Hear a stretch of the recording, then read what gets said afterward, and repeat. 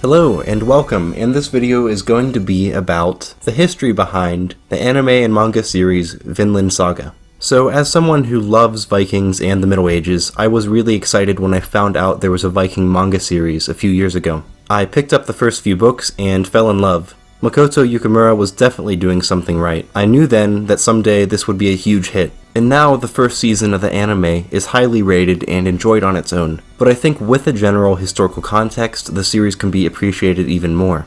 Yukimura clearly did a great deal of research, and the first season of the series is far more historically accurate than most other historical fiction. This series is so good that some episodes and arcs seem to me a pure form of poetry written about actual issues, philosophies, and cultural elements of the Viking era.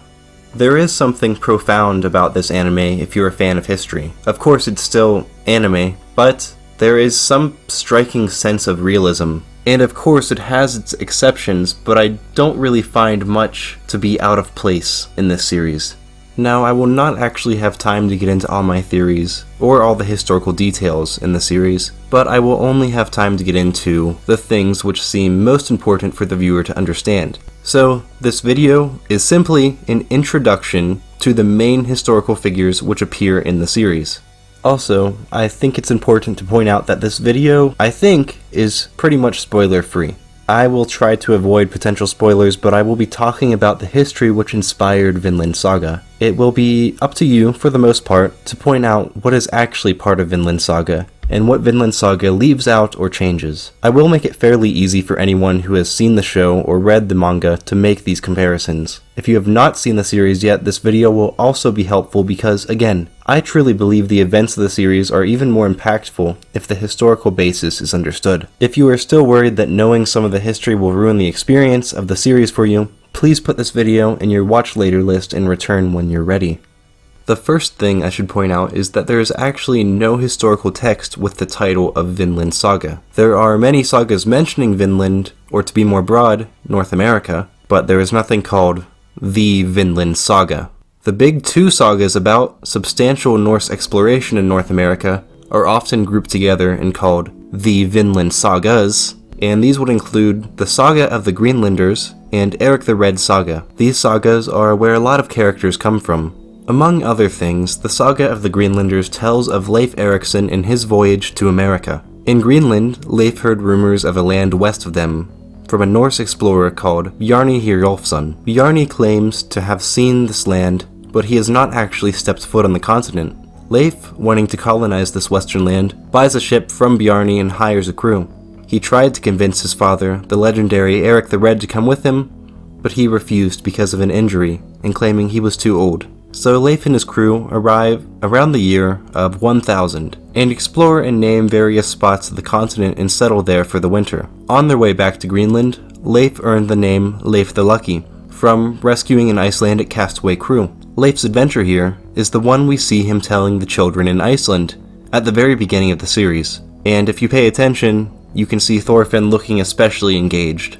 And next we have Thorfinn and his family. So Thorfinn, although not being as well known as Leif Erikson, was also a historical figure. His father's name was Thord Hestholfi Snorrason, or in English, Thord Horsehead Snorrason. This is the inspiration for Thor's Snorrason. In real life, Thorfinn's mother's name is Thorun, so that is different from Thorfinn's mother's name in Vinland Saga, which is Helga. Also here, it may be important to point out that Thord traces his ancestry back to Bjorn Ironside and then therefore Ragnar Lodbrok. Thorfinn was raised by Thord and Thorun around the Skagafjörður Bay in northern Iceland. So as you see here, we really don't have any information on Thorfinn as a child. We know the location of his birth and his mother and father, but his adventures, which we see in the first season of Vinland Saga, are completely fictional. Although the writer was clever enough to include his adventures in this sort of gap period where we don't know much about Thorfinn. And in this gap period, Thorfinn is of course participating in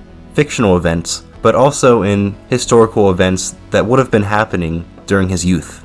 It's interesting how in the series they included Leif Erikson in Thorfinn and his family's little community in Iceland, because after his first voyage we don't actually know where he was, but we know at one point that Leif did get to meet and know Thorfinn. It was also clever to make Leif a community leader and storyteller in Thorfinn's home settlement. It connects these two characters in a way which makes sense later on in the narrative. When Thorfinn was an adult, he traveled to Greenland. It was here that he met and married Gudrid Thorbjarnardóttir, and she was a widow of Leif Erikson's youngest brother by the name of Thorstein Erikson. It is also here where Thorfinn could have first met Leif, and this is probably the more historically accurate answer. Gudrid was supposedly being taken care of by Leif, who was her brother-in-law, and Leif had been staying in this land in Greenland, which was granted to him by his father Eric the Red, who had died in 1003. Thorfinn and Gudrid had a large group of men and women, and they decided to leave for the land Leif discovered, and together they had a child with the name of Snorri Thorfinnsson, the first European born in the New World. Now, a very important character in the series is Askeladd. Askeladd, unlike the previous characters, does not seem to easily match up with a historical figure. His name literally translates to Ashlad, and comes from an archetype in Norwegian folklore. The name refers to a type of character who is usually the youngest of three brothers, and is often seemingly lost in thought while playing with the ashes. Or an even better description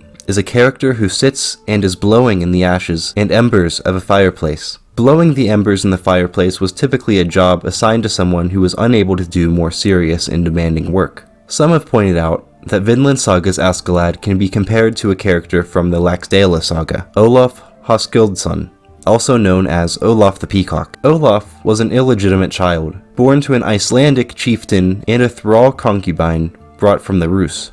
She claimed she was an Irish princess by the name of Melkorga.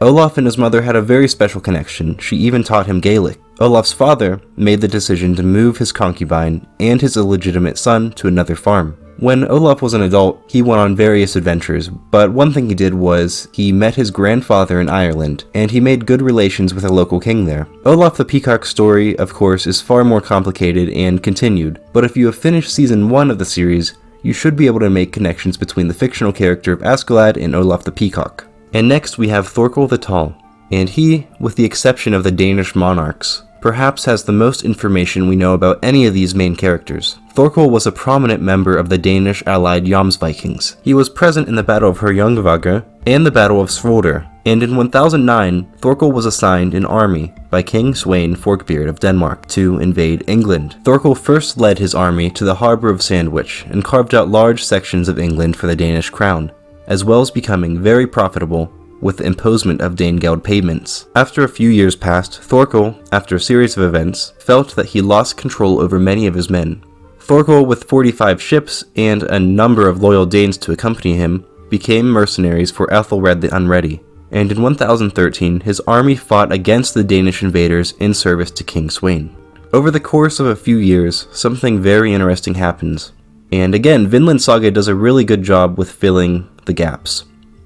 Somehow, Thorkell, the man who traded and fought against King Sweyn Forkbeard, was very, very close to Sweyn's son, the new Danish king, in 1016. We know this because King Cnut made Thorkell the Jarl of East Anglia. Cnut the Great seemed to realize that Thorkell was such a valuable man that he tried to keep him on his side. And so Cnut made Thorkell the Jarl of all of Denmark, and he also gave him the responsibility of raising his son, Harthacnut. For some reason, Thorkell's role as Jarl only lasted around a year, and Cnut's brother-in-law, Ulf Thorgilsson, became the new Jarl in 1024. There is no more historical mentions of Thorkell the Tall after this event. It will be interesting to see how Vinland Saga handles this great character. Also, I thought I should just note that the superhuman abilities shown in many characters, but especially Thorkell, are not accurate at all to history, of course. These action scenes usually tend to stand out because it really doesn't match the hyper-realistic portrayal of all the other aspects. These scenes are somewhat true to the Icelandic sagas themselves. It was common for the sagas to describe certain characters with superhuman abilities,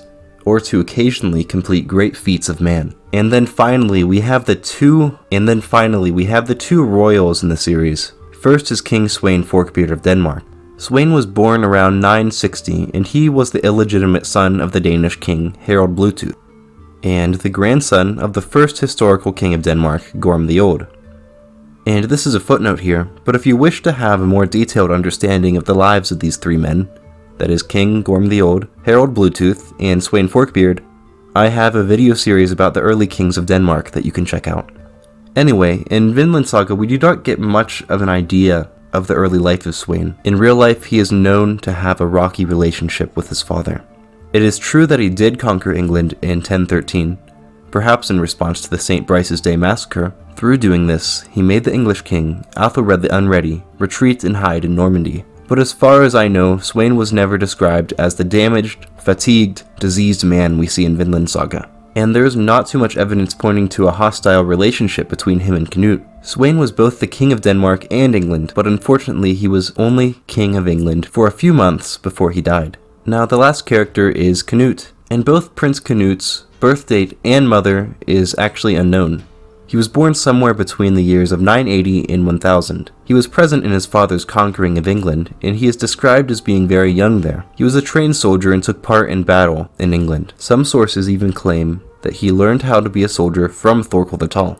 By the end of his father's life, Prince Cnut was put in charge of the Danish fleet and army in Gainsborough, and when Sweyn died in 1014, Cnut's brother, Harald, was crowned King of Denmark, while Cnut was supposedly elected King of England by the Danes in England and by the people of the Danelaw themselves. This was actually a position that Sweyn had to fight for, because after hearing of the death of Sweyn, Askeladd the Unready left Normandy and returned to England to fight for the crown. With the help of his brother, King Cnut gained a large fleet of ships in an attempt to conquer England once again. Cnut also used Scandinavian allies to fight battles against Athelsred's oldest son, Edmund Ironside. Cnut eventually conquered England piece by piece in 1015 and 1016, and he was finally crowned king of all England in 1017.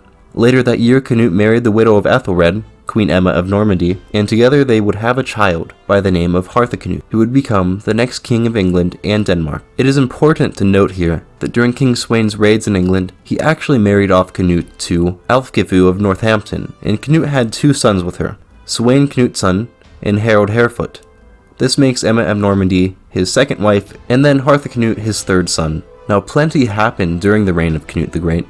He was responsible for creating and keeping together what historians now call the North Sea Empire. He ruled Denmark, England, Norway, and Scania. During his prime, he was one of the most powerful rulers in the world. Cnut the Great is still looked at to be one of the best kings of England and Denmark to ever exist.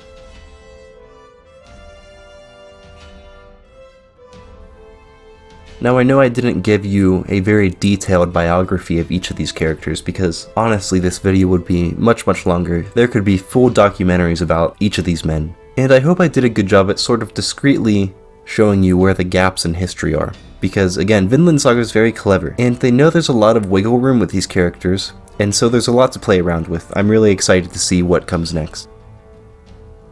And thank you so much for watching.